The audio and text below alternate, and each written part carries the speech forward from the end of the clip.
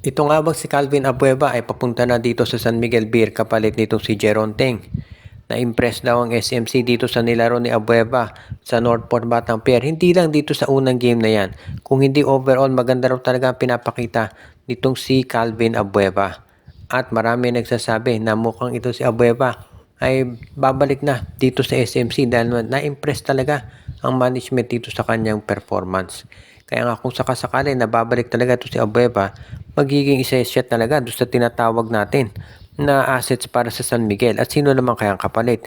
Sa tingin ko, pwedeng ibigay ng Beerman dito itong si Jeron Teng.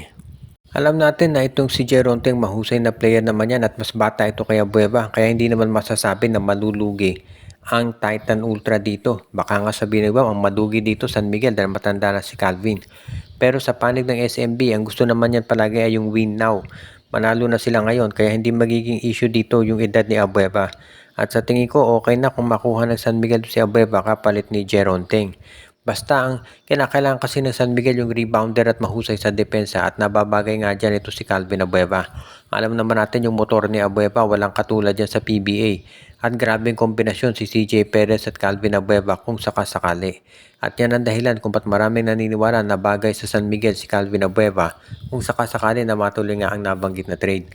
At ngayon, dyan natin masasabi talaga na kung ito'y gagawin, hindi naman masasabi na one-sided dito pabor sa San Miguel. If ever, ang mangyayari dito, okay yan para sa dalawang koponan.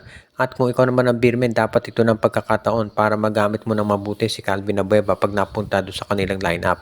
At ngayon, kung mangyayari yan, sigurado nalalaki ang tiyansa na itong San Miguel Beer makukuha na yung pinapangarap talaga nilang Grand Slam sa season na to. Dahil syempre matindi yung magiging preparasyon talaga ng San Miguel Beermen. Ang isa pang team ngayon na maganda ang nagiging sabihin nating laro ay yung Blackwater Bossing. Maganda performance ni Dal Panopio, naka 13 points sa una niyang laro.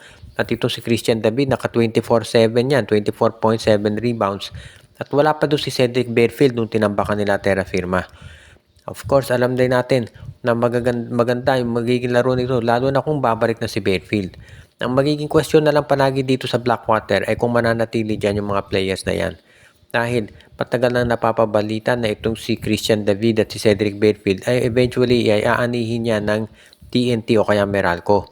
At ito naman si Dal Panopio, sigurado kung magpapatuloy niya yung ganyang laro, may kukuha dyan mula sa MVP group. Kaya nga iyan ngayon yung isa doon sa mga sabihin natin pinag-aaralang mabuti ng management kung ano ang dapat nilang pwedeng gawin.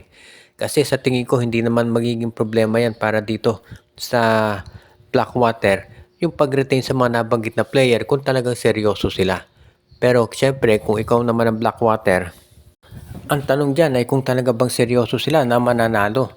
Dahil yan naman talaga ang kritisismo dito sa Blackwater, Terra Firma at sa iba pang mga teams dito sa PBA. Kaya nga yan yung magiging magandang sabihin natin pag-uusapan sigurado ng mga fans dito kung ano ba talaga ang gagawin nitong Blackwater Bossing at pati na rin ng iba pang mga teams dito sa PBA.